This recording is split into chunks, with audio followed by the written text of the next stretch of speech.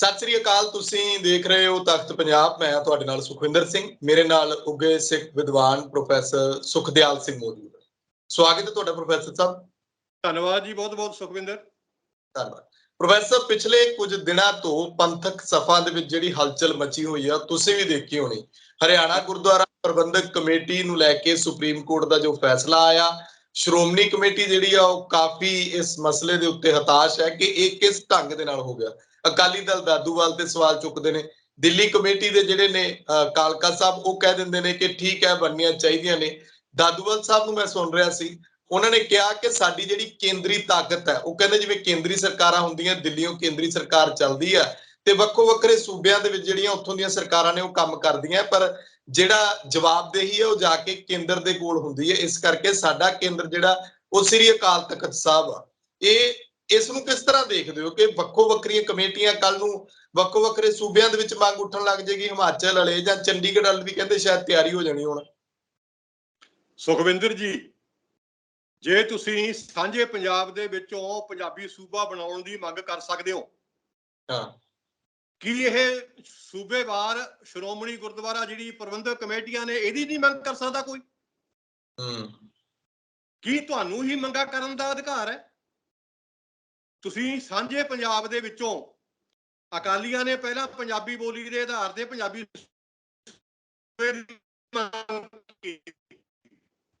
ਇਹਨਾਂ ਨੂੰ ਚਾਹੀਦਾ ਸੀ ਕਿ ਜਿਹੜੀ ਇਹਨਾਂ ਦਾ ਪੰਜਾਬ ਸਿੱਖ ਗੁਰਦੁਆਰਾ ਐਕਟ ਹੈ 1925 ਵਾਲਾ, ਉਹ ਸਾਂਝੇ ਪੰਜਾਬ ਦਾ ਐਕਟ ਹੈ। ਉਹ 1925 ਤੋਂ ਲੈ ਕੇ 1947 ਤੋਂ ਪਹਿਲਾਂ ਦਾ। ਉਹ ਪਹਿਲਾਂ ਤਾਂ ਉਹ ਸ਼੍ਰੋਮਣੀ ਗੁਰਦੁਆਰਾ ਪ੍ਰਬੰਧਕ ਕਮੇਟੀ ਖੰਡਿਤ ਹੋ ਗਈ 1947 ਵਿੱਚ, ਤੁਹਾਡੇ ਸਾਹਮਣੇ। ਜਦੋਂ ਕਿ ਇਹਨਾਂ ਨੂੰ ਪਤਾ ਸੀ ਕਿ 1947 ਦੀ ਜੇ ਵੰਡ ਦੀ ਮੰਗ ਕਰਾਂਗੇ ਅਸੀਂ ਤਾਂ ਪੰਜਾਬ ਵੰਡਿਆ ਜਾਵੇਗਾ ਤੇ ਵੰਡਣ ਨਾਲ ਸ਼੍ਰੋਮਣੀ ਗੁਰਦੁਆਰਾ ਪ੍ਰਬੰਧਕ ਕਮੇਟੀ ਵੀ ਵੰਡੀ ਜਾਵੇਗੀ। ਸੋ ਰਿਜ਼ਲਟ ਉਹੀ ਹੋਇਆ 1947 ਦੇ ਵਿੱਚ। ਪੱਛਮੀ ਪੰਜਾਬ ਵਾਲੀ ਜਿਹੜੀ ਗੁਰਦੁਆਰੇ ਸੀ, ਜਿਹੜਾ ਹਿੱਸਾ ਸੀ ਪੱਛਮੀ ਪੰਜਾਬ ਦਾ, ਉਹ ਪਾਕਿਸਤਾਨ 'ਚ ਰਹਿ ਗਿਆ। ਪੂਰਬੀ ਪੰਜਾਬ ਇੰਡੀਆ 'ਚ ਆ ਗਿਆ। ਉਧਰਲੇ ਗੁਰਦੁਆਰੇ ਉਧਰ ਰਹਿ ਗਏ ਤੇ ਸ਼੍ਰੋਮਣੀ ਗੁਰਦੁਆਰਾ ਪ੍ਰਬੰਧਕ ਕਮੇਟੀ ਵਿੱਚੋਂ ਖੰਡਿਤ ਹੋ ਗਏ। ਤੇ ਸਿਰਫ ਪੂਰਬੀ ਪੰਜਾਬ ਦੇ ਗੁਰਦੁਆਰਿਆਂ ਦੀ ਹੀ ਇਹ ਸ਼੍ਰੋਮਣੀ ਗੁਰਦੁਆਰਾ ਪ੍ਰਬੰਧਕ ਕਮੇਟੀ ਰਹਿ ਗਈ ਸੀ। ਪਹਿਲੀ ਗੱਲ ਤਾਂ ਇਹ ਪਤਾ ਹੋਣਾ ਚਾਹੀਦਾ ਹੈ।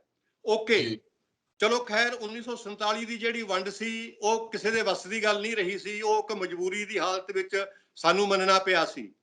ਫਿਰ 1947 ਤੋਂ ਪਿੱਛੋਂ ਸੁਖਵਿੰਦਰ ਕੁਝ ਖਾਸ ਕਾਰਨਾਂ ਕਰਕੇ ਅਕਾਲੀਆਂ ਨੇ ਮੰਗ ਚੁੱਕੀ ਕਿ ਪੰਜਾਬੀ ਬੋਲੀ ਦੇ ਆਧਾਰ ਤੇ ਪੰਜਾਬੀ ਸੂਬੇ ਦਾ ਪੁਨਰਗਠਨ ਹੋਣਾ ਚਾਹੀਦਾ ਹੈ।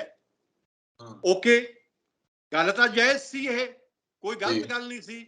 ਲੇਕਿਨ ਅਕਾਲੀਆਂ ਨੂੰ ਇਹ ਵੀ ਪਤਾ ਹੋਣਾ ਚਾਹੀਦਾ ਸੀ ਕਿ ਜੇ ਬੋਲੀ ਦੇ ਆਧਾਰ ਤੇ ਪੂਰਬੀ ਪੰਜਾਬ ਨੂੰ ਪੁਨਰਗਠਿਤ ਕਰਨਾ ਹੈ ਤਾਂ ਕੁਦਰਤੀ ਗੱਲ ਹੈ ਇੱਕ ਹਿੱਸਾ ਉਹਦੇ ਵਿੱਚੋਂ ਹਿੰਦੀ ਸਪੀਕਿੰਗ ਹਿੱਸਾ ਵੀ ਨਿਕਲੂਗਾ।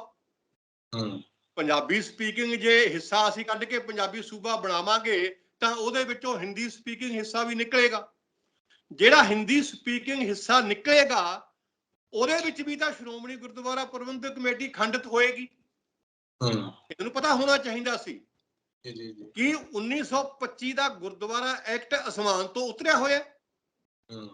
ਮੈਨੂੰ ਇਹ ਦੱਸੋ ਕਿ 1925 ਦਾ ਪੰਜਾਬ ਸਿੱਖ ਗੁਰਦੁਆਰਾ ਐਕਟ 1900 ਅਸਮਾਨ ਤੋਂ ਉਤਰਿਆ ਹੋਇਆ ਕਿ ਉਹ ਖੰਡਿਤ ਹੋ ਹੀ ਨਹੀਂ ਸਕਦਾ?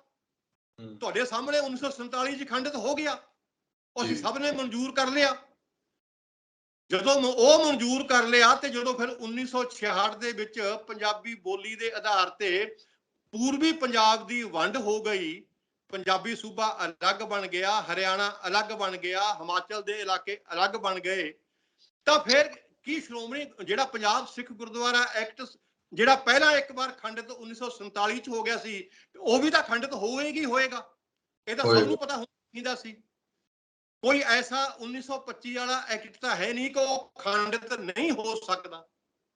ਜੇ ਕਿਤੇ 1947 ਦੇ ਵਿੱਚ ਉਹ ਖੰਡਿਤ ਨਾ ਹੋਇਆ ਹੁੰਦਾ 1925 ਵਾਲਾ ਐਕਟ, ਫਿਰ ਵੀ ਅਕਾਲੀ ਇਹ ਕਹਿ ਸਕਦੇ ਸੀ ਕਿ ਦੇਖੋ 1925 ਵਾਲੇ ਐਕਟ ਦੀ ਇੰਨੀ ਪਵਿੱਤਰਤਾ ਹੈ, ਇਹਨੂੰ 1947 ਦੀ ਵੰਡ ਵੀ ਖੰਡਿਤ ਨਹੀਂ ਕਰ ਸਕੀ। ਠੀਕ ਹੈ ਨਾ? ਲੇਕਿਨ ਉਹ ਖੰਡਿਤ ਹੋ ਗਿਆ। ਇਹ ਅੱਧੀ ਨਾਲੋਂ ਵੱਧ ਅਸੀਂ ਸ਼੍ਰੋਮਣੀ ਗੁਰਦੁਆਰਾ ਪ੍ਰਬੰਧਕ ਕਮੇਟੀ ਉਧਰ ਛੱਡਤੀ ਹੈ। ਉਧਰ ਗੁਰਦੁਆਰੇ ਰਹਿ ਗਏ ਨੇ ਬਹੁਤ ਵੱਡੇ ਵੱਡੇ ਗੁਰਦੁਆਰੇ, ਅਸੀਂ ਉਹਨੂੰ ਐਕਸੈਪਟ ਕਰ ਲਿਆ ਤੇ ਉਹ ਅਸੀਂ ਉਹਦੇ ਸਹਿਮਤ ਹੋ ਗਏ। ਹੁਣ 1966 ਦੇ ਵਿੱਚ ਪੂਰਬੀ ਪੰਜਾਬ ਨੂੰ ਵੰਡ ਕੇ ਇੱਕ ਹਰਿਆਣਾ ਬਣ ਗਿਆ, ਇੱਕ ਪੰਜਾਬੀ ਸੂਬਾ ਬਣ ਗਿਆ। ਸੋ ਭਾਈ ਜਿਹੜੇ ਹਰਿਆਣਾ ਦੇ ਸਿੱਖ ਸਨ, ਹਰਿਆਣਾ ਦੇ ਵਿੱਚ ਬਹੁਤ ਵੱਡੀ ਗਿਣਤੀ ਆ ਸਿੱਖਾਂ ਦੀ, ਥੋੜੀ ਗਿਣਤੀ ਨਹੀਂ ਹੈ। ਵੈਸੇ ਤਾਂ ਮੈਂ ਤੁਹਾਨੂੰ ਇੱਕ ਗੱਲ ਦੱਸਾਂ, ਇਸ ਗੱਲ ਤੇ ਆਉਣ ਤੋਂ ਪਹਿਲਾਂ ਇੱਕ ਗੱਲ ਹੋਰ ਸੋਚ ਲੈਣੀ ਚਾਹੀਦੀ ਆ ਸੁਖਵਿੰਦਰ, ਕਿ ਪੰਜਾਬੀ ਸੂਬਾ ਬਣਾਏ ਜਾਣ ਨਾਲ ਜਿਹੜੇ ਸਿੱਖ ਹਰਿਆਣੇ 'ਚ ਰਹਿ ਗਏ ਸੀ ਉਹ ਯਤੀਮ ਹੋ ਗਏ ਸੀ। ਉਹ ਯਤੀਮ ਹੋ ਗਏ ਸੀ ਕਿਉਂਕਿ ਪੂਰਬੀ ਪੰਜਾਬ ਦੇ ਵਿੱਚ ਸਾਰੇ ਸਿੱਖ ਇਕੱਠੇ ਸੀ, ਭਾਵੇਂ ਉਹ ਖਿੰਡੇ ਹੋਏ ਸੀ, ਭਾਵੇਂ ਪੂਰਬੀ ਪੰਜਾਬ ਦੇ ਵਿੱਚ ਪੂਰੀ ਸਿੱਖ ਕੌਮ ਘੱਟ ਗਿਣਤੀ ਵਿੱਚ ਸੀ, ਪਰ ਜਿੰਨੀ ਕੁ ਵੀ ਸੀ ਉਹ ਪੂਰੇ ਇਕੱਠੇ ਸਨ। ਲੇਕਿਨ ਜਦੋਂ 1966 ਵਿੱਚ ਪੰਜਾਬੀ ਸੂਬਾ ਬਣ ਗਿਆ ਤਾਂ ਇੱਕ ਵੱਡੀ ਤਕੜੀ ਗਿਣਤੀ ਤਾਂ ਸਿੱਖਾਂ ਦੀ ਪੰਜਾਬੀ ਸੂਬੇ ਦੇ ਵਿੱਚ ਆ ਗਈ। ਲੇਕਿਨ ਜਿਹੜੇ ਹਰਿਆਣੇ ਦੇ ਸਿੱਖ ਸਨ, ਜਿਨ੍ਹਾਂ ਦੀ ਗਿਣਤੀ 10 ਤੋਂ ਲੈ ਕੇ 15 ਲੱਖ ਤੱਕ ਸੀ, ਉਹ ਉਧਰ ਬਿਲਕੁਲ ਯਤੀਮ ਹੋ ਕੇ ਯਤੀਮ ਦੀ ਤਰ੍ਹਾਂ ਉਹ ਮਹਿਸੂਸ ਕਰਨ ਲੱਗ ਪਏ। ਇਹ ਵਾਕਈ ਉਹਨਾਂ ਸਿੱਖਾਂ ਨਾਲ ਧੱਕਾ ਹੋਇਆ ਸੀ। ਉਹ ਕਿਸੇ ਵੀ ਉਹਨਾਂ ਨੂੰ ਕੋਈ ਵੀ ਸਹਾਰਾ ਨਹੀਂ ਸੀ। ਉਹਨਾਂ ਸਿੱਖਾਂ ਨੇ ਰੌਲਾ ਬਹੁਤ ਪਾਇਆ ਸੀ ਕਿ ਤੁਸੀਂ ਤਾਂ ਪੰਜਾਬੀ ਸੂਬਾ ਬਣਾ ਲਿਆ ਹੈ ਭਾਈ ਅਕਾਲੀਓ, ਸਾਡਾ ਕੀ ਬਣੂਗਾ ਹੁਣ। ਤੁਸੀਂ ਦੇਖਿਆ ਹੋਊਗਾ ਕਿ ਜੋ ਪੰਜਾਬੀ ਸੂਬਾ ਬਣਨ ਦੇ ਨਾਲ ਹਰਿਆਣੇ ਦੇ ਵਿੱਚ ਬੜੀ ਕੱਟੜਤਾ ਦੀ ਲਹਿਰ ਫੈਲੀ ਹੋਈ ਸੀ। ਉਹਨਾਂ ਨੇ ਪੰਜਾਬੀ ਬੋਲੀ ਨੂੰ ਵੀ ਬਿਲਕੁਲ ਬੰਦ ਕਰ ਦਿੱਤਾ ਸੀ। ਸਿੱਖਾਂ ਦੇ ਖਿਲਾਫ ਵੀ ਉੱਥੇ ਨਫ਼ਰਤ ਫੈਲਾਈ ਗਈ ਸੀ। ਇਹ ਤਾਂ ਹੁਣ ਆ ਕੇ ਬਹੁਤ ਸਾਲਾਂ ਦੇ ਵਿੱਚ ਹੌਲੀ ਹੌਲੀ ਉਧਰਲੇ ਸਿੱਖਾਂ ਨੇ ਆਪਣੀ ਪੋਜੀਸ਼ਨ ਠੀਕ ਕੀਤੀ ਆ। ਹਰਿਆਣੇ ਦੇ ਵਿੱਚ ਅੱਜ 15 ਲੱਖ ਸਿੱਖ, 15 ਤੋਂ ਲੈ ਕੇ 20 ਲੱਖ ਤੱਕ ਸਿੱਖ ਹਰਿਆਣੇ ਵਿੱਚ ਹੈ, ਜਿਨ੍ਹਾਂ ਦੀ ਇੱਕ ਵੋਟਿੰਗ ਪਾਵਰ ਹੈ, ਤਾਂ ਉਹ ਸੰਭਲ ਗਏ ਨੇ ਇਸ ਸਮੇਂ ਉਹ। ਲੇਕਿਨ ਅਕਾਲੀਆਂ ਨੇ ਤਾਂ ਉਹਨਾਂ ਨੂੰ ਯਤੀਮ ਕਰਨ ਦੀ ਕੋਈ ਕੋਸ਼ਿਸ਼ ਨਹੀਂ ਸੀ ਛੱਡੀ, ਕੋਈ ਕਸਰ ਨਹੀਂ ਸੀ ਛੱਡੀ। ਸੋ ਬੜੇ ਚਿਰਾਂ ਤੋਂ ਇਹ ਮੰਗ ਉੱਠਦੀ ਆ ਰਹੀ ਸੀ ਹਰਿਆਣੇ ਦੇ ਸਿੱਖਾਂ ਵਿੱਚ ਕਿ ਜਿਵੇਂ ਪੰਜਾਬੀ ਸੂਬਾ ਅਲੱਗ ਹੋ ਗਿਆ ਹੈ ਹਰਿਆਣੇ ਨਾਲੋਂ, ਉਸੇ ਤਰ੍ਹਾਂ ਸ਼੍ਰੋਮਣੀ ਗੁਰਦੁਆਰਾ ਪ੍ਰਬੰਧਕ ਕਮੇਟੀ ਵੀ ਹਰਿਆਣੇ ਦੀ ਅਲੱਗ ਕਮੇਟੀ ਬਣਨੀ ਚਾਹੀਦੀ ਹੈ, ਤਾਂ ਕਿ ਹਰਿਆਣੇ ਦੇ ਸਿੱਖ ਆਪਣੇ ਗੁਰਦੁਆਰਿਆਂ ਦਾ ਪ੍ਰਬੰਧ ਆਪ ਕਰ ਸਕਣ। ਉਹਨਾਂ ਦੀ ਗੱਲ ਕਿਸੇ ਨੇ ਸੁਣੀ ਨਹੀਂ, ਕਿਉਂਕਿ ਬਾਹਲੀ ਵੋਟਿੰਗ ਸਟਰੈਂਥ ਵੀ ਨਹੀਂ ਸੀ ਉਹਨਾਂ ਦੀ। ਅਲਟੀਮੇਟਲੀ ਗੱਲ ਚਲਦੀ ਚਲਦੀ 2014 ਤੱਕ ਪਹੁੰਚ ਗਈ। 2014 ਤੱਕ ਹਰਿਆਣੇ ਦੇ ਸਿੱਖਾਂ ਨੇ ਕਿਸੇ ਨਾ ਕਿਸੇ ਤਰੀਕੇ ਨਾਲ ਲੋਕਲ ਪਾਰਟੀਆਂ ਨਾਲ ਗੱਠਜੋੜ ਕਰਕੇ ਆਪਣੀ ਪੋਜੀਸ਼ਨ ਨੂੰ ਇੰਨਾ ਕੁ ਇੰਪੋਰਟੈਂਟ ਬਣਾ ਲਿਆ ਕਿ ਉਹਨਾਂ ਦੀ ਗੱਲ ਵੱਡੀਆਂ ਪਾਰਟੀਆਂ ਦੇ ਵਿੱਚ ਸੁਣੀ ਜਾਣ ਲੱਗ ਪਈ। ਤੇ ਇਹਦਾ ਨਤੀਜਾ ਇਹ ਹੋਇਆ ਕਿ ਹਰਿਆਣੇ ਦੀ ਉਸ ਸਮੇਂ ਦੀ ਸਰਕਾਰ ਨੇ, ਜਿਹੜੀ ਕਿ ਹੁੱਡਾ ਸਰਕਾਰ ਸੀ, ਕਾਂਗਰਸ ਦੀ ਸਰਕਾਰ ਸੀ, ਸਿੱਖਾਂ ਦੀ ਗੱਲ ਨੂੰ ਮੰਨ ਕੇ ਸਿੱਖਾਂ ਨੇ ਉਹਨੂੰ ਕਿਹਾ ਕਿ ਸਾਡੀ ਗੱਲ ਮੰਨੋ, ਹਰਿਆਣੇ ਦੇ ਗੁਰਦੁਆਰਿਆਂ ਦਾ ਪ੍ਰਬੰਧ ਕਰਨ ਲਈ ਇੱਕ ਹਰਿਆਣੇ ਦੀ ਵੱਖਰੀ ਸ਼੍ਰੋਮਣੀ ਗੁਰਦੁਆਰਾ ਪ੍ਰਬੰਧਕ ਕਮੇਟੀ ਹੋਣੀ ਚਾਹੀਦੀ ਹੈ। ਓਕੇ, ਉਹਨਾਂ ਨੇ ਗੱਲ ਮੰਨ ਲਈ। ਹਰਿਆਣਾ ਅਸੈਂਬਲੀ ਦੇ ਵਿੱਚ ਇਹ ਐਕਟ, ਇਹ ਕਾਨੂੰਨ ਬਿੱਲ ਪਾਸ ਕਰ ਦਿੱਤਾ ਕਿ ਹਰਿਆਣੇ ਦੇ ਗੁਰਦੁਆਰਿਆਂ ਦਾ ਪ੍ਰਬੰਧ ਕਰਨ ਲਈ ਸ਼੍ਰੋਮਣੀ ਗੁਰਦੁਆਰਾ ਤੋਂ ਪ੍ਰਬੰਧਕ ਕਮੇਟੀ ਤੋਂ ਅਲੱਗ ਪ੍ਰਬੰਧ ਕਰਨ ਲਈ ਹਰਿਆਣੇ ਦਾ ਵੱਖਰਾ ਸਿੱਖ ਗੁਰਦੁਆਰਾ ਐਕਟ ਬਣ ਜਾਣਾ ਚਾਹੀਦਾ ਹੈ। ਤੇ 2014 ਵਿੱਚ ਉਹਨਾਂ ਨੇ ਬਣਾ ਲਿਆ। ਅਸੈਂਬਲੀ ਦੇ ਵਿੱਚ ਜਿਸ ਤਰ੍ਹਾਂ ਦੀ ਕਾਰਵਾਈ ਕਰਨ ਦੀ ਲੋੜ ਸੀ ਹਰਿਆਣੇ ਦੀ ਗਵਰਨਮੈਂਟ ਨੂੰ, ਉਹ ਪੂਰੀ ਦੀ ਪੂਰੀ ਕਾਰਵਾਈ ਹੋ ਗਈ। ਅਸੈਂਬਲੀ 'ਚ ਪਾਸ ਹੋ ਗਿਆ, ਗਵਰਨਰ ਨੇ ਪਾਸ ਕਰ ਦਿੱਤਾ, ਅੱਗੋਂ ਉਤੋਂ ਜਿੱਥੋਂ ਵੀ ਰਾਸ਼ਟਰਪਤੀ ਕੋਲੋਂ ਉਹਦੀ ਮਨਜ਼ੂਰੀ ਆਉਣੀ ਸੀ ਉਹ ਹੋ ਗਈ। ਮਤਲਬ ਹਰਿਆਣੇ ਦੇ ਗੁਰਦੁਆਰਿਆਂ ਦਾ ਪ੍ਰਬੰਧ ਕਰਨ ਲਈ 2014 ਦੇ ਵਿੱਚ ਹਰਿਆਣਾ ਸਿੱਖ ਗੁਰਦੁਆਰਾ ਐਕਟ ਬਣ ਗਿਆ। ਕੋਈ ਪ੍ਰੋਬਲਮ ਨਹੀਂ ਸੀ ਇਹਦੇ ਵਿੱਚ, ਕੋਈ ਗਲਤ ਗੱਲ ਨਹੀਂ ਸੀ ਇਹਦੇ ਵਿੱਚ। ਜਿਹੜੀ ਕਾਨੂੰਨੀ ਕਾਰਵਾਈ ਸੀ ਉਹਦੇ ਨੇ ਪੂਰੀ ਕਰ ਦਿੱਤੀ ਸੀ। ਇਸ ਦੇ ਅਧੀਨ ਐਕਟ ਬਣਨ ਤੋਂ ਪਿੱਛੋਂ ਫਿਰ ਅਕਾਲੀਆਂ ਨੇ ਰੌਲਾ ਪਾਇਆ ਕਿ ਸਰਕਾਰ ਧੱਕੇ ਨਾਲ ਕਾਨੂੰਨ ਬਣਾ ਕੇ ਹਰਿਆਣੇ ਦੇ ਗੁਰਦੁਆਰਿਆਂ ਨੂੰ ਸਾਡੇ ਕੋਲੋਂ ਖੋਹਣਾ ਚਾਹੁੰਦੀ ਹੈ। ਓਕੇ, ਰੌਲਾ ਪਿਆ ਕਾਫੀ, ਤੁਹਾਨੂੰ ਵੀ ਪਤਾ ਹੋਊਗਾ। 2014 ਚ ਪੰਜਾਬ ਦੇ ਅਕਾਲੀ ਜਥਿਆਂ ਦੇ ਜਥੇ ਬਣਾ ਕੇ ਹਰਿਆਣੇ ਦੇ ਗੁਰਦੁਆਰਿਆਂ ਵਿੱਚ ਪਹੁੰਚ ਗਏ ਕਿ ਕਬਜ਼ਾ ਲੈ ਕੇ ਦਿਖਾਓ ਸਾਡੇ ਗੁਰਦੁਆਰਿਆਂ ਦਾ। ਮਤਲਬ ਕਮਾਲ ਦੀ ਗੱਲ ਹੈ, ਇਹ ਡਾਂਗਾਂ ਦੇ ਜ਼ੋਰ ਨਾਲ ਕਬਜ਼ਾ ਰੱਖਣਾ ਚਾਹੁੰਦੇ ਸੀ, ਕਾਨੂੰਨ ਦੇ ਜ਼ੋਰ ਨਾਲ ਕਬਜ਼ਾ ਨਹੀਂ ਰੱਖਣਾ ਚਾਹੁੰਦੇ ਸੀ। ਅਲਟੀਮੇਟਲੀ ਅਗਲੀ ਗੱਲ ਸੁਣੋ, ਜਿਹੜੀ ਗੱਲ ਸੁਣਨ ਵਾਲੀ ਹੈ, ਜੀ। ਅਕਾਲੀਆਂ ਨੂੰ ਵੀ ਇਹ ਗੱਲ ਸੁਣਨ ਵਾਲੀ ਹੈ, ਉਹਨਾਂ ਨੂੰ ਪਤਾ ਹੀ ਨਹੀਂ, ਨਾ ਆਮ ਲੋਕਾਂ ਨੂੰ ਪਤਾ ਹੈ।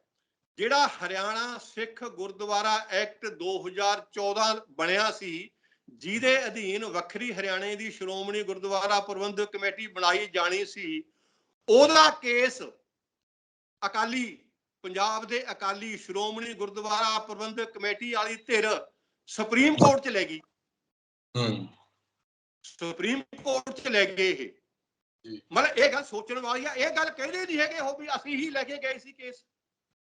ਅਕਾਲੀਆਂ ਦੇ ਪ੍ਰਬੰਧ ਹੇਠਲੀ ਸ਼੍ਰੋਮਣੀ ਗੁਰਦੁਆਰਾ ਪ੍ਰਬੰਧਕ ਕਮੇਟੀ ਇਹ ਖੁਦ ਹੀ ਹਰਿਆਣਾ ਸਿੱਖ ਗੁਰਦੁਆਰਾ ਐਕਟ 2014 ਦਾ ਕੇਸ ਆਪ ਸੁਪਰੀਮ ਕੋਰਟ ਵਿੱਚ ਲੈ ਕੇ ਗਈ ਹੈ, ਔਰ ਸੁਪਰੀਮ ਕੋਰਟ ਨੇ ਉਸ ਕੇਸ ਨੂੰ ਐਡਮਿਟ ਕਰਦੇ ਹੋਏ ਇਹ ਫੈਸਲਾ ਦਿੱਤਾ ਸੀ ਕਿ ਜਿਹੜਾ ਇਸ ਸਮੇਂ ਸਟੇਟਸ ਕੋ ਹੈ, ਸਟੇਟਸ ਕੋ ਬਣਿਆ ਰਹੇਗਾ ਦੋਨਾਂ ਕਮੇਟੀਆਂ ਦਾ, ਹਰਿਆਣਾ ਸਿੱਖ ਗੁਰਦੁਆਰਾ ਪ੍ਰਬੰਧਕ ਕਮੇਟੀ ਦਾ ਵੀ ਔਰ ਸ਼੍ਰੋਮਣੀ ਗੁਰਦੁਆਰਾ ਪ੍ਰਬੰਧਕ ਕਮੇਟੀ ਦਾ ਵੀ। ਇਹ ਸਟੇਟਸ ਕੋ ਉਦੋਂ ਤੱਕ ਕਾਇਮ ਰਹੇਗਾ ਜਦੋਂ ਤੱਕ ਸੁਪਰੀਮ ਕੋਰਟ ਦਾ ਕੋਈ ਫੈਸਲਾ ਨਹੀਂ ਆਉਂਦਾ। ਹਾਂਜੀ, ਸਮਝ ਗਏ ਤੁਸੀਂ ਗੱਲ? ਇਹ ਸ਼੍ਰੋਮਣੀ ਗੁਰਦੁਆਰਾ ਪ੍ਰਬੰਧਕ ਕਮੇਟੀ ਦਾ ਹੀ ਲਿਜਾਇਆ ਹੋਇਆ ਕੇਸ ਸੀ, ਔਰ ਇਹਨਾਂ ਦਾ ਆਪਣਾ ਕੇਸ 14 ਤੋਂ ਲੈ ਕੇ ਅੱਜ ਤੱਕ ਚੱਲਿਆ, ਪਰਸੋਂ ਤੱਕ। ਕਿੰਨੇ ਸਾਲ ਹੋ ਗਏ? ਇਹਨਾਂ ਨੇ ਪੂਰੇ ਵਕੀਲ ਕੀਤੇ, ਪੂਰੀਆਂ ਆਰਗੂਮੈਂਟਸ ਦਿੱਤੀਆਂ, ਸਾਰਾ ਕੁਝ। ਜਿੰਨਾ ਵੀ ਇਹ ਕੇਸ ਸੁਪਰੀਮ ਕੋਰਟ ਆਪਣੇ ਕੇਸ ਨੂੰ ਮਜ਼ਬੂਤ ਕਰਨ ਲਈ ਸੁਪਰੀਮ ਕੋਰਟ ਦੇ ਜੱਜਾਂ ਸਾਹਮਣੇ ਜਿੰਨਾ ਕੇਸ ਰੱਖਣਾ ਚਾਹੁੰਦੇ ਸੀ, ਇਹਨਾਂ ਨੇ ਰੱਖਿਆ, ਆਰਗੂਮੈਂਟਸ ਕੀਤੀਆਂ, ਵਕੀਲ ਪੇਸ਼ ਕੀਤੇ, ਦੋਹਾਂ ਧਿਰਾਂ ਨੇ ਵਕੀਲ ਪੇਸ਼ ਕੀਤੇ, ਤੇ ਉਹਦਾ ਅਲਟੀਮੇਟ ਜਿਹੜਾ ਫੈਸਲਾ ਸੀ ਸੁਪਰੀਮ ਕੋਰਟ ਦਾ, ਪਰਸੋਂ ਉਹ ਆ ਗਿਆ, ਜਿਹਦੇ ਵਿੱਚ ਇਹ ਫੈਸਲਾ ਹੋ ਗਿਆ ਕਿ ਹਰਿਆਣੇ ਦਾ ਜਿਹੜਾ ਸਿੱਖ ਗੁਰਦੁਆਰਾ ਐਕਟ ਹੈ ਉਹ ਪੂਰੀ ਤਰ੍ਹਾਂ ਜਾਇਜ਼ ਹੈ, ਤੇ ਉਹਦੇ ਅਧੀਨ ਹਰਿਆਣੇ ਦੇ ਗੁਰਦੁਆਰੇ ਇੱਕ ਵੱਖਰੀ ਕਮੇਟੀ ਦੇ ਅਧੀਨ ਆਉਂਦੇ ਨੇ। ਦੱਸੋ ਇਹਦੇ ਵਿੱਚ ਕਿਹਦਾ ਕਸੂਰ ਹੋਇਆ? ਹਾਂ, ਬਿਲਕੁਲ। ਸ਼੍ਰੋਮਣੀ ਕਮੇਟੀ ਖੁਦ ਕੇਸ ਲੈ ਕੇ ਗਈ ਸੀ, ਆਪਣੇ ਵਕੀਲ ਪੇਸ਼ ਕੀਤੇ ਸੀ, ਪੂਰਾ ਕੇਸ ਲੜਿਆ ਕਈ ਸਾਲਾਂ ਤੱਕ। ਅਲਟੀਮੇਟਲੀ ਉਸ ਕੇਸ ਦੇ ਵਿੱਚ ਸ਼੍ਰੋਮਣੀ ਗੁਰਦੁਆਰਾ ਪ੍ਰਬੰਧਕ ਕਮੇਟੀ ਹਾਰ ਗਈ। ਅਸਲੀ ਗੱਲ ਹਰਿਆਣੇ ਦੀ ਕਮੇਟੀ ਜਿੱਤ ਗਈ। ਦੱਸੋ ਇਹਦੇ ਚ ਕਿਹਦਾ ਕਸੂਰ ਹੈ? ਹਾਂ, ਇਹ ਜਿਹੜੀ ਰਿਵਿਊ ਪਟੀਸ਼ਨ ਪਾ ਰਹੇ ਨੇ ਉਹ ਤਾਂ ਪਾਈ ਦੀ ਹੁੰਦੀ ਹੈ ਹਾਰੀ ਹੋਈ ਧਿਰ ਵੱਲੋਂ ਜੇ ਉਹ ਖੁਦ ਨਾ ਕੇਸ ਲੈ ਕੇ ਗਈ ਹੋਵੇ। ਮੈਨੂੰ ਬਾਹਲਾ ਨਹੀਂ ਪਤਾ, ਮੈਂ ਇਹਦੇ ਵਿੱਚ ਬਾਹਲਾ ਨਹੀਂ ਜਿਹੜਾ ਕਰਨੀ ਚਾਹੁੰਦਾ ਕਿ ਕੌਣ ਲਿਜਾ ਸਕਦਾ ਹੈ ਕੌਣ ਨਹੀਂ ਲਿਜਾ ਸਕਦਾ, ਪਰ ਜਿੰਨੀ ਕਿ ਮੇਰੀ ਬੁੱਧੀ ਕੰਮ ਕਰਦੀ ਹੈ ਉਹ, ਕਿਉਂਕਿ ਅਕਾਲੀ ਖੁਦ ਕੇਸ ਲੈ ਕੇ ਗਏ ਸੀ ਸੁਪਰੀਮ ਕੋਰਟ ਵਿੱਚ, ਇਹ ਖੁਦ ਹੀ ਹਾਰ ਗਏ। ਹਾਂਜੀ, ਹੁਣ ਰਿਵਿਊ ਪਟੀਸ਼ਨ ਕਿਹੜੀ ਗੱਲ ਦੇ ਆਧਾਰ ਤੇ ਪਾਉਣਗੇ ਕਿ ਅਸੀਂ ਤਾਂ ਕੇਸ ਹਾਰ ਗਏ ਆ? ਪੂਰੀ ਆਰਗੂਮੈਂਟ ਕੀਤੀ ਸੀ, ਸਾਡੇ ਵਕੀਲ ਪੂਰੇ ਤਰ੍ਹਾਂ ਪੇਸ਼ ਹੋਏ ਸੀ, ਫਿਰ ਵੀ ਅਸੀਂ ਹਾਰ ਗਏ। ਇਹਦਾ ਮਤਲਬ ਸੁਪਰੀਮ ਕੋਰਟ ਦੇ ਸਾਹਮਣੇ ਜੋ ਅਸੀਂ ਦਲੀਲਾਂ ਦਿੱਤੀਆਂ ਸੀ ਉਹ ਚੱਲੀਆਂ ਨਹੀਂ, ਅਸੀਂ ਕੇਸ ਹਾਰ ਗਏ। ਇਹ ਇਸ ਸਮੇਂ ਕੇਸ ਇੱਥੇ ਖੜਾ ਸੁਖਵਿੰਦਰ ਸਿੰਘ, ਮੈਨੂੰ ਨਹੀਂ ਪਤਾ ਕਿ ਇਹ ਉਹਨਾਂ ਦੀ review petition supreme court admit ਕਰੇਗੀ ਜਾਂ ਨਹੀਂ ਕਰੇਗੀ, ਮੈਨੂੰ ਇਹਦੇ ਬਾਰੇ ਨਹੀਂ ਪਤਾ, ਨਾ ਹੀ ਮੈਂ ਇਹਦੇ ਬਾਰੇ ਕੁਝ ਕਹਿਣਾ ਚਾਹੁੰਦਾ। ਪਰ ਇਹ ਅਕਾਲੀਆਂ ਦਾ ਆਪਣਾ ਕੇਸ ਲਿਜਾਇਆ ਹੋਇਆ ਸੀ ਤੇ ਅਕਾਲੀ ਖੁਦ ਆਪਣੇ ਕੇਸ ਦੇ ਵਿੱਚ ਹਾਰ ਗਏ। ਅੱਗੇ ਜੀ ਪ੍ਰੋਫੈਸਰ ਸਾਹਿਬ, ਸਵਾਲ ਅਗਲਾ ਹੁਣ ਇਹ ਆ ਕਿ ਜਦੋਂ ਕਿਹਾ ਜਾਂਦਾ ਕਿ ਜਿਵੇਂ ਕਹਿ ਰਹੇ ਨੇ ਅਕਾਲੀ ਦਲ ਵਾਲੇ ਕਿ ਇਹ ਸਿਆਸੀ ਤੌਰ ਉੱਤੇ ਆਇਆ ਫੈਸਲਾ ਆ, ਕੀ ਇਹ ਉਸੇ ਢੰਗ ਨਾਲ ਹੈ ਜਿਵੇਂ ਪੰਜਾਬ ਦੇ ਵਿੱਚ ਸ਼੍ਰੋਮਣੀ ਗੁਰਦੁਆਰਾ ਪ੍ਰਬੰਧਕ ਕਮੇਟੀ ਸਿਆਸੀ ਗਲਬੇ ਹੇਠ ਆਈ, ਉਸੇ ਹਥਿਆਰ ਨੂੰ ਵਰਤਦਿਆਂ ਦਾਦੂਵਾਲ ਸਾਹਿਬ ਕਹਿ ਲਓ ਜਾਂ ਫਿਰ ਹਰਿਆਣਾ ਗੁਰਦੁਆਰਾ ਪ੍ਰਬੰਧਕ ਕਮੇਟੀ ਨੇ ਉੱਥੋਂ ਦੀ ਸਿਆਸਤ ਦੇ ਨਾਲ ਮੈਂ ਤੁਹਾਡੇ ਇੱਥੋਂ ਹੀ ਗੱਲ ਚੁੱਕਣੀ ਚਾਹੁੰਦਾ। ਇੱਕ ਮਿੰਟ ਗੱਲ ਮਗਰ ਫਿਰ ਪਿੱਛੋਂ ਪੂਰੀ ਕਰ ਦਿਓ। ਜੇ ਅਕਾਲੀ ਇਸ ਫੈਸਲੇ ਨੂੰ ਸਿਆਸੀ ਫੈਸਲਾ ਕਹਿੰਦੇ ਨੇ, ਇਹ ਤਾਂ ਭਾਈ ਸੁਪਰੀਮ ਕੋਰਟ ਦੇ ਫੈਸਲੇ ਦੀ ਬਹੁਤ ਵੱਡੀ ਹੱਤਕ ਹੈ। ਇਹ ਤਾਂ ਸੁਪਰੀਮ ਕੋਰਟ ਦੀ ਹੱਤਕ ਹੈ, ਉਹਦੀ ਮਾਨ ਮਰਿਆਦਾ ਦੀ ਹੱਤਕ ਹੈ। ਇਹ ਤਾਂ ਦੋਸ਼ੀ ਬਣਦੇ ਨੇ। ਇਹਦਾ ਸੁਪਰੀਮ ਕੋਰਟ ਦਾ ਫੈਸਲਾ ਹੈ, ਜਿਹੜੀ ਦੇਸ਼ ਦੀ ਸਰਵ ਉੱਚ ਅਦਾਲਤ ਹੈ, ਉਹਦਾ ਫੈਸਲਾ ਭਾਈ। ਇਹ ਸਿਆਸੀ ਫੈਸਲਾ ਕਿਵੇਂ ਹੋ ਗਿਆ? ਇਹ ਤੁਸੀਂ ਫੈਸਲਾ ਲੈ ਕੇ ਗਏ ਸੀ ਉੱਥੇ, ਇਹ ਕੇਸ ਤੁਸੀਂ ਲੈ ਕੇ ਗਏ ਸੀ ਔਰ ਤੁਸੀਂ ਆਪਣੇ ਫੈਸਲੇ ਨੂੰ ਜਿੱਤਣ ਵਿੱਚ ਕਾਮਯਾਬ ਨਹੀਂ ਹੋ ਸਕੇ। ਇਹ ਸਿਆਸੀ ਫੈਸਲਾ ਕਿੱਥੋਂ ਹੋ ਗਿਆ? ਮੈਂ ਅਕਾਲੀਆਂ ਨੂੰ ਪੁੱਛਣਾ ਚਾਹੁੰਦਾ, ਸਿਆਸੀ ਫੈਸਲਾ ਕਿਵੇਂ ਹੋ ਗਿਆ? ਇਹ ਤਾਂ ਸੁਪਰੀਮ ਕੋਰਟ ਦੇ ਫੈਸਲੇ ਦਾ ਨਿਰਾਦਰ ਕਰਨ ਦੇ ਬਰਾਬਰ ਹੈ। ਔਰ ਮੈਨੂੰ ਨਹੀਂ ਪਤਾ ਸੁਪਰੀਮ ਕੋਰਟ ਇਸ ਇਹਨਾਂ ਦੀ ਗੱਲ ਨੂੰ ਕਿਵੇਂ ਲਊਗੀ। ਇਹ ਸੁਪਰੀਮ ਕੋਰਟ ਦਾ ਫੈਸਲਾ ਹੈ ਭਾਈ, ਸਭ ਨੂੰ ਇਹ ਮੰਨਣਯੋਗ ਹੈ। ਮੈਂ ਵੀ ਮੰਨਦਾ ਇਹਨੂੰ, ਅਸੀਂ ਸਵਾਗਤ ਕਰਦੇ ਹਾਂ ਇਸ ਫੈਸਲੇ ਦਾ, ਔਰ ਲਾਗੂ ਹੋਣਾ ਚਾਹੀਦਾ ਹੈ। ਹਰਿਆਣੇ ਦੇ ਸਿੱਖਾਂ ਦੀ ਗੱਲ ਪਹਿਲੀ ਵਾਰ ਮੰਨੀ ਗਈ ਹੈ ਕਾਨੂੰਨ ਦੇ ਰੂਪ ਦੇ ਵਿੱਚ। ਜੇ ਸੁਪਰੀਮ ਕੋਰਟ ਦਾ ਫੈਸਲਾ ਨਾ ਆਉਂਦਾ ਤੇ ਉਹਦੇ ਫੈਸਲੇ ਤੋਂ ਬਗੈਰ ਸਿਰਫ ਹਰਿਆਣਾ ਸਿੱਖ ਗੁਰਦੁਆਰਾ ਐਕਟ ਦੇ ਆਧਾਰ ਤੇ ਹਰਿਆਣੇ ਦੀ ਸਰਕਾਰ ਜ਼ਬਰਦਸਤੀ ਉਹ ਗੁਰਦੁਆਰਿਆਂ ਦਾ ਪ੍ਰਬੰਧ ਲੈਂਦੀ, ਫਿਰ ਮਾੜੀ ਮੋਟੀ ਗੱਲ ਮੰਨੀ ਜਾ ਸਕਦੀ ਸੀ ਅਕਾਲੀਆਂ ਦੀ ਕਿ ਹਰਿਆਣੇ ਦੀ ਸਰਕਾਰ ਧੱਕਾ ਕਰ ਰਹੀ ਹੈ। ਪਰ ਇਹ ਤਾਂ ਕਿੰਨੇ ਸਾਲਾਂ ਦੇ ਬਾਅਦ ਇੱਕ ਆਰਗੂਮੈਂਟ ਦੇ ਤੌਰ ਤੇ ਸੁਪਰੀਮ ਕੋਰਟ ਦੇ ਵਿੱਚ ਲੜਿਆ ਹੋਇਆ ਕੇਸ, ਭਾਈ ਇਹ ਹਾਰੇ ਨੇ ਤੇ ਉਹਦੇ ਮੁਤਾਬਕ ਹਰਿਆਣੇ ਦੀ ਜਿਹੜੀ ਕਮੇਟੀ ਆ ਉਹ ਜਿੱਤ ਗਈ, ਤੇ ਇਸ ਕਰਕੇ ਇਹ ਕੋਈ ਸਿਆਸੀ ਫੈਸਲਾ ਨਹੀਂ ਹੈ। ਮੇਰਾ ਸਵਾਲ ਮੁਕੰਮਲ ਇੱਥੇ ਆ ਕੇ ਹੁੰਦਾ ਹੈ ਕਿ 2014 ਦੇ ਵਿੱਚ ਮੌਜੂਦਾ ਜਿਹੜੀ ਤਤਕਾਲੀ ਕਾਂਗਰਸ ਦੀ ਸਰਕਾਰ ਸੀ, ਉਹਨਾਂ ਨੇ ਵੱਖਰੀ ਕਮੇਟੀ ਨੂੰ ਸਾਥ ਦਿੱਤਾ, ਜਾਂ ਕਹਿ ਲਓ ਕਿ ਉਹਨਾਂ ਦੀ ਮੰਗ ਮੰਨ ਲਈ ਤੇ ਉਹ ਉੱਪਰ ਆ ਗਏ। ਕੀ ਇਹ ਸਿਆਸੀਕਰਨ ਨਹੀਂ ਸਿੱਧੇ ਤੌਰ ਦੇ ਉੱਤੇ? ਅੱਜ ਭਾਜਪਾ ਉਹਨਾਂ ਦੇ ਨਾਲ ਹੈ, ਕੱਲ ਨੂੰ ਕੋਈ ਹੋਰ ਉਹਨਾਂ ਦੇ ਨਾਲ ਹੋਏਗੀ। ਦੇਖੋ, ਪਹਿਲੀ ਗੱਲ ਤਾਂ ਇਹ ਕਿ ਹਰਿਆਣੇ ਦੇ ਸਿੱਖਾਂ ਨੂੰ ਆਪਣੇ ਗੁਰਦੁਆਰਿਆਂ ਦਾ ਪ੍ਰਬੰਧ ਕਰਨ ਦਾ ਅਧਿਕਾਰ ਨਹੀਂ ਹੈ। ਕੌਣ ਕਹਿੰਦਾ ਕਿ ਉਹਨਾਂ ਨੂੰ ਅਧਿਕਾਰ ਨਹੀਂ ਹੈ? ਅਕਾਲੀਆਂ ਨੂੰ ਦੱਸਣਾ ਚਾਹੀਦਾ ਕਿ ਹਰਿਆਣੇ ਦੇ ਸਿੱਖਾਂ ਨੂੰ ਆਪਣੇ ਗੁਰਦੁਆਰਿਆਂ ਦਾ ਪ੍ਰਬੰਧ ਕਰਨ ਦਾ ਅਧਿਕਾਰ ਹੈ ਕਿ ਨਹੀਂ, ਜਾਂ ਤੁਹਾਨੂੰ ਹੀ ਠੇਕਾ ਦਿੱਤਾ ਹੋਇਆ ਅਕਾਲ ਪੁਰਖ ਨੇ। ਜੇ ਹਰਿਆਣੇ ਦੇ ਸਿੱਖਾਂ ਦਾ ਅਧਿਕਾਰ ਹੈ ਆਪਣੇ ਗੁਰਦੁਆਰਿਆਂ ਦਾ ਪ੍ਰਬੰਧ ਕਰਨ ਵਾਸਤੇ, ਤੇ ਉਹਨਾਂ ਨੇ ਆਪਣਾ ਹਰ ਕੋਸ਼ਿਸ਼ ਕਰਨੀ ਹੈ। ਅਗਰ ਉਹਨਾਂ ਨੂੰ ਕਾਂਗਰਸ ਦੀ ਸਰਕਾਰ ਨਾਲ ਮਿਲ ਕੇ ਕੋਈ ਉਹਨਾਂ ਦੀ ਕੋਸ਼ਿਸ਼ ਵਾਰਾ ਖਾਂਦੀ ਹੈ ਤੇ ਉਹਨਾਂ ਨੇ ਕਾਂਗਰਸ ਦੀ ਸਰਕਾਰ ਕੋਲੋਂ ਪਾਸ ਕਰਵਾਉਣਾ ਹੈ। ਅਗਰ ਉਹ ਬੀਜੇਪੀ ਦੀ ਗਵਰਨਮੈਂਟ ਕੋਲੋਂ ਪਾਸ ਕਰਵਾ ਸਕਦੇ ਨੇ, ਇਹ ਉਹਨਾਂ ਦੀ ਮਰਜ਼ੀ ਹੈ, ਉਹਨਾਂ ਨੇ ਦੇਖਣਾ ਹੈ। ਇਹ ਆਪਣੀ ਮਰਜ਼ੀ ਨਾਲ ਕਦੇ ਬੀਜੇਪੀ ਨਾਲ ਸਮਝੌਤਾ ਕਰ ਲੈਂਦੇ ਨੇ। ਪਹਿਲਾਂ ਇਹਨਾਂ ਦਾ 1947 ਤੋਂ ਬਾਅਦ ਇੰਡੀਅਨ ਨੈਸ਼ਨਲ ਕਾਂਗਰਸ ਨਾਲ ਸਮਝੌਤਾ ਹੋਇਆ ਸੀ। ਕਿ ਇਹਨਾਂ ਦੇ ਅਧਿਕਾਰ ਰਹਿ ਗਏ? ਸੋ ਹਰਿਆਣੇ ਦੇ ਸਿੱਖਾਂ ਦੀ ਭਾਈ ਜਿੰਨੀ ਕੁ ਪਾਵਰ ਤੁਸੀਂ ਛੱਡੀ ਆ 1966 ਤੋਂ ਬਾਅਦ, ਉਹ ਜਿੰਨੀ ਕੁ ਪਾਵਰ ਹੈ ਉਹਨਾਂ ਦੀ, ਉਹ ਉਨੀ ਕੁ ਪਾਵਰ ਨਾਲ ਆਪਣਾ ਬੇੜਾ ਪਾਰ ਲੰਘਾਉਣ ਦੀ ਕੋਸ਼ਿਸ਼ ਕਰ ਰਹੇ ਨੇ। ਉਹਨਾਂ ਦੀ ਕੋਈ ਪਾਵਰ ਹੀ ਨਹੀਂ ਛੱਡੀ ਤੁਸੀਂ ਉੱਥੇ। ਉਹਨਾਂ ਦੀ ਕੋਈ ਗਿਣਤੀ ਦੀ ਵੋਟਿੰਗ ਪਾਵਰ ਹੈ ਹੀ ਨਹੀਂ ਉੱਥੇ। ਕਰਨ ਕੀ ਉਹ? ਗੁਰਦੁਆਰੇ 50 ਦੇ ਉੱਪਰ ਨੇ ਉੱਥੇ, ਔਰ ਤੁਸੀਂ ਉਹਨਾਂ ਗੁਰਦੁਆਰਿਆਂ ਦਾ ਪ੍ਰਬੰਧ 1947 ਤੋਂ ਲੈ ਕੇ ਕਰਦੇ ਆ ਰਹੇ ਹੋ। ਇਹ ਹਰਿਆਣੇ ਦੇ ਸਿੱਖਾਂ ਦਾ ਅਧਿਕਾਰ ਹੈ ਕਿ ਆਪਣੇ ਗੁਰਦੁਆਰਿਆਂ ਦਾ ਪ੍ਰਬੰਧ ਉਹ ਖੁਦ ਕਰਨ। ਇਹ ਅਧਿਕਾਰ ਕੌਣ ਖੋਲੇਗਾ ਉਹਨਾਂ ਕੋਲੋਂ? ਸਗੋਂ ਮੈਂ ਤਾਂ ਇਹ ਸਮਝਦਾ ਕਿ ਸੁਪਰੀਮ ਕੋਰਟ ਦੇ ਫੈਸਲੇ ਨੇ ਹਰਿਆਣੇ ਦੇ ਸਿੱਖਾਂ ਦੇ ਅਧਿਕਾਰ ਨੂੰ ਕਾਇਮ ਰੱਖਿਆ ਹੈ।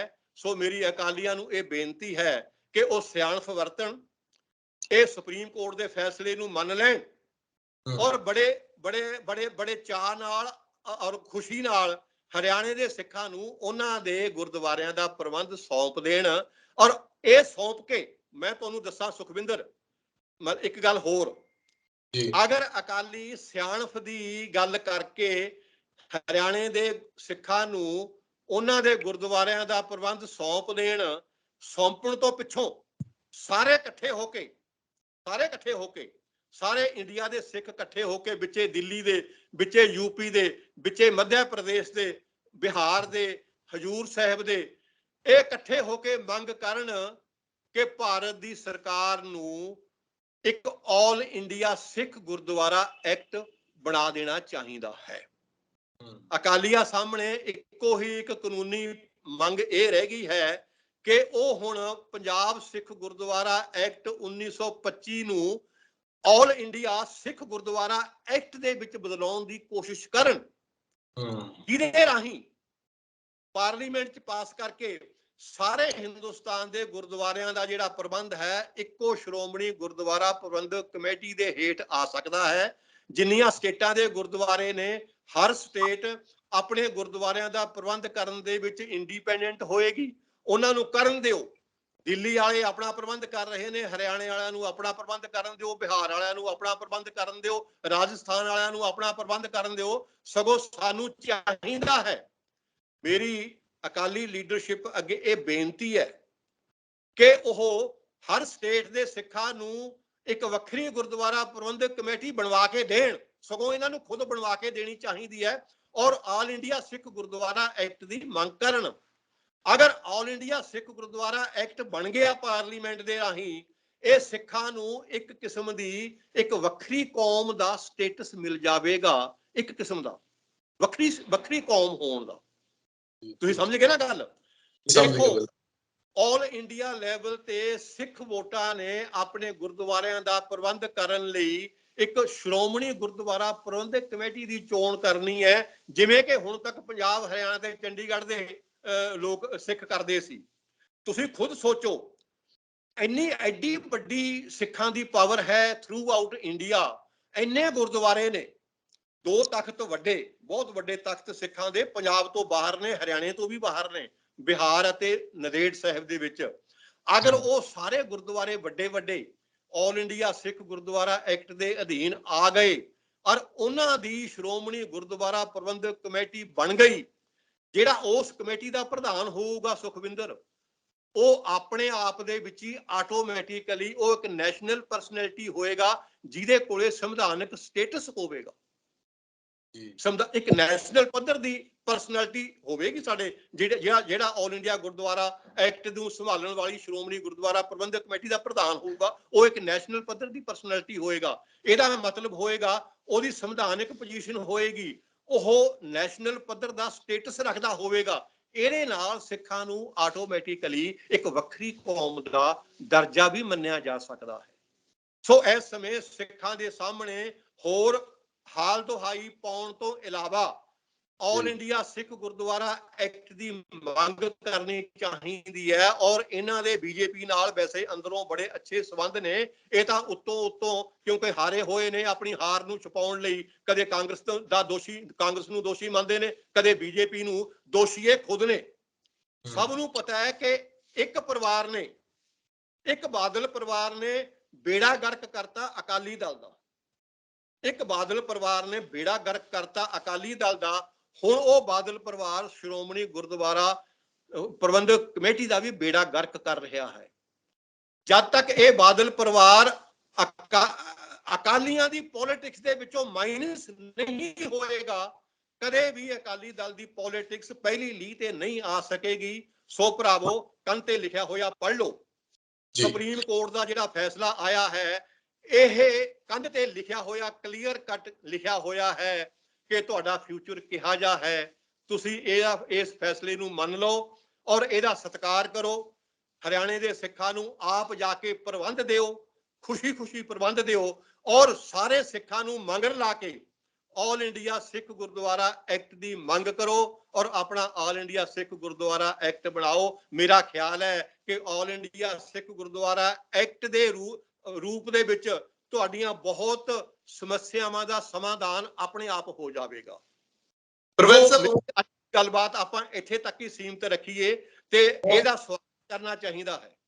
ਜੀ ਮੈਂ ਆਖਰੀ ਸਵਾਲ ਕਰਨ ਲੱਗਿਆ ਜੀ, ਕਿਉਂਕਿ ਇਹ ਵੀ ਬਹੁਤ ਅਹਿਮ ਹੈ, ਜੁੜਦਾ ਕਿ ਮਤਲਬ ਕਿ ਸਿੱਖਾਂ ਦੀ ਜਦੋਂ ਕੇਂਦਰੀ ਤਾਕਤ ਦੀ ਗੱਲ ਆਉਂਦੀ ਹੈ, ਦਾਦੂਵਾਲ ਸਾਹਿਬ ਵੀ ਕਹਿੰਦੇ ਕਿ ਅਸੀਂ ਸ੍ਰੀ ਅਕਾਲ ਤਖਤ ਸਾਹਿਬ ਨੂੰ ਜਵਾਬਦੇ ਹੋਵਾਂਗੇ, ਪਰ ਸ੍ਰੀ ਅਕਾਲ ਸਾਹਿਬ ਦੇ ਜਥੇਦਾਰ ਦੇ ਉੱਤੇ ਵੀ ਸਵਾਲ ਉੱਠ ਜਾਂਦੇ ਨੇ। ਇਸ ਢੰਗ ਨਾਲ ਤਾਂ ਵੱਖੋ ਵੱਖਰੇ ਸੂਬੇ ਜਦੋਂ ਆਪੋ ਆਪਣੀਆਂ ਕਮੇਟੀਆਂ ਬਣਾਉਣਗੇ ਤਾਂ ਜਿਹੜੀ ਕੇਂਦਰੀ ਤਾਂ ਉਹ ਕਮਜ਼ੋਰ ਨਹੀਂ ਹੋਏਗੀ, ਕਿਉਂਕਿ ਉਹ ਆਪੋ ਆਪਣੇ ਰੂਲ ਰੈਗੂਲੇਸ਼ਨ ਆਪੋ ਆਪਣੀ ਮਰਿਆਦਾ ਦੇ ਹਿਸਾਬ ਨਾਲ ਚੱਲਣਗੇ। ਉਹ ਅਕਾਲ ਤਖਤ ਸਾਹਿਬ ਨੂੰ ਤਾਂ ਜਵਾਬਦੇ ਹੋਣਗੇ। ਮੇਰਾ ਸਵਾਲ ਮੁਕੰਮਲ ਹੋਣ ਦਿਓ ਕਿ ਕੱਲ ਨੂੰ ਫਿਰ ਉਹ ਸਵਾਲ ਚੁੱਕਣਗੇ ਕਿ ਜਥੇਦਾਰ ਤਾਂ ਜੀ ਬਾਦਲਾਂ ਨੇ ਲਾਇਆ, ਅਸੀਂ ਉਹਨੂੰ ਜਵਾਬਦੇ ਨਹੀਂ। ਸ਼੍ਰੋਮਣੀ ਗੁਰਦੁਆਰਾ ਪ੍ਰਬੰਧਕ ਕਮੇਟੀ ਦਾ ਸਾਰਾ ਪ੍ਰਬੰਧ ਬਾਦਲਾਂ ਦੇ ਅਧੀਨ ਹੈ, ਅਸੀਂ ਉਹਨੂੰ ਜਵਾਬਦੇ ਨਹੀਂ। ਬਾਹਰਲੇ ਮੁਲਕਾਂ 'ਚ ਬੈਠੇ ਜਿਹੜੇ ਸਿੱਖ ਨੇ, ਉੱਥੇ ਵੀ ਗੁਰਦੁਆਰਿਆਂ ਦਾ ਰੌਲਾ ਪੈਂਦਾ ਰਹਿੰਦਾ, ਉਹ ਆਪੋ ਆਪਣੀ ਕਮੇਟੀ ਬਣਾ ਲੈਣਗੇ। ਫਿਰ ਕੀ ਕੇਂਦਰੀ ਤਾਕਤ ਇਹਦੇ ਨਾਲ ਕਮਜ਼ੋਰ ਨਹੀਂ ਹੁੰਦੀ? ਕੀ ਇਹਦੇ ਨਾਲ ਸਿੱਖੀ ਦੇ ਪ੍ਰਚਾਰ ਪ੍ਰਸਾਰ ਨੂੰ ਕੋਈ ਢਾਹ ਨਹੀਂ ਲੱਗਦੀ? ਸੁਖਵਿੰਦਰ, ਹੁਣ ਤੱਕ 3 ਸਟੇਟਾਂ ਦੀ ਇਹ ਸ਼੍ਰੋਮਣੀ ਕਮੇਟੀ ਸੀ ਨਾ, ਹੁਣ ਤੱਕ ਪੰਜਾਬ ਦੀ, ਹਰਿਆਣੇ ਦੀ, ਹਿਮਾਚਲ ਦੀ, ਚੌਥੀ ਚੰਡੀਗੜ੍ਹ ਸੀ ਇਹਦੇ ਵਿੱਚ ਸ਼ਾਮਲ। ਇਹ ਵੀ ਤਾਂ ਇੱਕ ਕਿਸਮ ਦੀ ਇੰਟਰਸਟੇਟ ਕਮੇਟੀ ਸੀ। ਇਹ ਕਮੇਟੀ ਵੀ ਤਾਂ ਜਿਹੜਾ 1925 ਦੇ ਐਕਟ ਦੀ ਬਣੀ ਹੋਈ ਹੈ, ਇਹ ਵੀ ਤਾਂ ਇੱਕ ਕਿਸਮ ਦੀ ਇੰਟਰਸਟੇਟ ਕਮੇਟੀ ਹੀ ਹੈ। ਕੀ ਇਹਦੇ ਨਾਲ ਸ਼੍ਰੋਮਣੀ ਕਮੇਟੀ ਦਾ ਸੈਂਟਰ ਕਮਜ਼ੋਰ ਹੋਇਆ ਸੀ? ਜੇ ਕਮਜ਼ੋਰ ਹੋਇਆ ਸੀ, ਫਿਰ ਕਿਉਂ ਰੋਕ ਰਹੇ ਨੇ ਹਰਿਆਣੇ ਦੇ ਸਿੱਖਾਂ ਦਾ ਇਹ ਗੁਰਦੁਆਰਾ ਐਕਟ? ਤੁਸੀਂ ਆਪਣੀਆਂ ਗੱਲਾਂ ਨੂੰ ਆਪ ਹੀ ਕੱਟੀ ਜਾਂਦੇ ਨੇ। ਕਦੇ ਕੋਈ ਸੈਂਟਰ ਕਮਜ਼ੋਰ ਹੋਇਆ? ਸ੍ਰੀ ਅਕਾਲ ਤਖਤ ਸਾਹਿਬ ਸਾਡਾ ਸੈਂਟਰ ਹੀ ਵੱਖਰਾ ਹੈ। ਉਹ ਗੁਰਦੁਆਰਾ ਐਕਟ ਗੱਲ ਵੱਖਰੀ ਹੈ। ਗੁਰਦੁਆਰਾ ਐਕਟ ਤੇ ਸ੍ਰੀ ਅਕਾਲ ਤਖਤ ਸਾਹਿਬ ਦਾ ਕੋਈ ਸੰਬੰਧ ਨਹੀਂ ਆਪਸ ਵਿੱਚ। ਸ੍ਰੀ ਅਕਾਲ ਤਖਤ ਸਾਹਿਬ ਸਾਡਾ ਜਿਉਂਦਾ ਜਾਗਦਾ, ਹਰ ਸਮੇਂ ਸਦਾ ਲਈ ਸਿੱਖ ਕੌਮ ਦਾ ਸੋਵਰਨ ਸੈਂਟਰ ਹੈ। ਉਹਦੇ ਨਾਲ ਗੁਰਦੁਆਰਾ ਐਕਟ ਦੀ ਕੋਈ ਗੱਲ ਨਹੀਂ। ਇਹਨਾਂ ਨੇ ਤਾਂ ਅਕਾਲੀਆਂ ਨੇ ਸ੍ਰੀ ਅਕਾਲ ਤਖਤ ਸਾਹਿਬ ਦਾ ਗੱਠਜੋੜ ਗੁਰਦੁਆਰਾ ਪ੍ਰਬੰਧਕ ਕਮੇਟੀ ਨਾਲ ਕੀਤਾ ਹੋਇਆ, ਜਿਹੜਾ ਕਿ ਗਲਤ ਹੈ। ਬਿਲਕੁਲ ਬਿਲकुल। ਸ੍ਰੀ ਅਕਾਲ ਤਖਤ ਸਾਹਿਬ ਦਾ ਕਿਸੇ ਗੁਰਦੁਆਰਾ ਐਕਟ ਦੇ ਵਿੱਚ ਆ ਹੀ ਨਹੀਂ ਸਕਦਾ। ਔਰ ਇਹਨਾਂ ਲੋਕਾਂ ਨੇ ਅਕਾਲ ਤਖਤ ਨੂੰ ਗੁਰਦੁਆਰਾ ਐਕਟ ਦੇ ਵਿੱਚ ਜੋੜਿਆ ਹੋਇਆ ਹੈ, ਨੂੜਿਆ ਹੋਇਆ ਗੁਰਦੁਆਰਾ ਐਕਟ ਨਾਲ। ਗੁਰਦੁਆਰਾ ਐਕਟ ਦੇ ਅਨੁਸਾਰ ਚੁਣੀ ਹੋਈ ਵੋਟਾਂ ਪਰਚੀਆਂ ਰਾਹੀਂ ਚੁਣੀ ਹੋਈ, ਜਿਹਦੇ ਵਿੱਚ ਸ਼ਰਾਬ ਵੀ ਚੱਲਦੀ ਹੈ, ਨਸ਼ੇ ਵੀ ਚੱਲਦੇ ਨੇ, ਪੈਸੇ ਵੀ ਚੱਲਦੇ ਨੇ ਚੋਣਾਂ 'ਚ। ਉਸ ਕਮੇਟੀ ਦੇ ਅਧੀਨ ਜਥੇਦਾਰ ਦੀ ਜਥੇਦਾਰੀ ਨਿਯੁਕਤ ਕਰਨੀ ਦਿੱਤੀ ਹੋਈ ਹੈ। ਇਹਨਾਂ ਨੇ ਸਾਰੀਆਂ ਸੰਸਥਾਵਾਂ ਦਾ ਬੇੜਾ ਗਰਕ ਕਰ ਦਿੱਤਾ ਅਕਾਲੀਆਂ ਨੇ। ਇਹ ਆਪਣੇ ਆਪ ਨੂੰ ਰੱਬ ਤੋਂ ਉਤਰੇ ਹੋਏ ਸਮਝਦੇ ਨੇ ਇਹ। ਸੋ ਆਲ ਇੰਡੀਆ ਗੁਰਦੁਆਰਾ ਐਕਟ ਬਣਨ ਨਾਲ ਕੋਈ ਸੈਂਟਰ ਕਮਜ਼ੋਰ ਨਹੀਂ ਹੋਵੇਗਾ, ਸਗੋਂ ਸ਼੍ਰੋਮਣੀ ਕਮੇਟੀ ਦਾ ਸੈਂਟਰ ਮਜ਼ਬੂਤ ਹੋਵੇਗਾ। ਅੱਜ ਵੀ ਜਿਹੜਾ ਸੈਂਟਰ ਹੈ ਇੰਡੀਅਨ ਗਵਰਨਮੈਂਟ ਦਾ ਸਟੇਟਾਂ ਨਾਲੋਂ ਮਜ਼ਬੂਤ ਹੈ। ਉਸੇ ਪੈਟਰਨ ਤੇ ਹੀ ਗੁਰਦੁਆਰਾ ਐਕਟ ਦੇ ਅਧੀਨ ਜਿਹੜੇ ਸ਼੍ਰੋਮਣੀ ਗੁਰਦੁਆਰਾ ਪ੍ਰਬੰਧਕ ਕਮੇਟੀ ਬਣੇਗੀ, ਉਸੇ ਪੈਟਰਨ ਤੇ ਹੀ ਬਣੇਗੀ। ਸੋ ਇਹ ਮਜ਼ਬੂਤ, ਇਹਦੇ ਨਾਲ ਸਗੋਂ ਮਜ਼ਬੂਤ ਹੋਏਗਾ।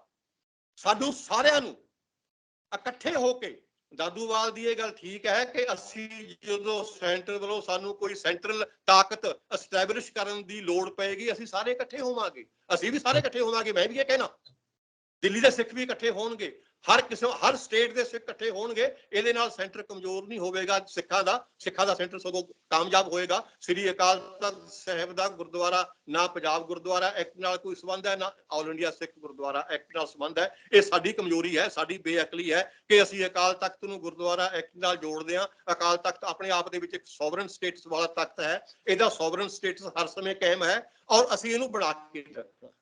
ਇਸੇ ਕਰਕੇ ਜਥੇਦਾਰ ਪਿਛਲੇ ਦਿਨੀ ਅਕਾਲੀ ਫੂਲਾ ਸਿੰਘ ਦੀ ਐਗਜ਼ਾਮਪਲ ਉਦਾਹਰਨ ਦੇ ਰਹੇ ਸੀ ਕਿ ਉਹਨਾਂ ਦਾ ਰਾਜ ਜਦੋਂ ਉਹਨਾਂ ਦਾ ਸਮਾਂ ਸੀ ਤੇ ਮਹਾਰਾਜਾ ਰਣਜੀਤ ਸਿੰਘ ਵੀ ਤਲਬ ਹੋ ਜਾਂਦੇ ਸੀ, ਤੇ ਹੁਣ ਕੋਈ ਪੁੱਛਦਾ ਹੀ ਨਹੀਂ ਜਥੇਦਾਰ ਨੂੰ।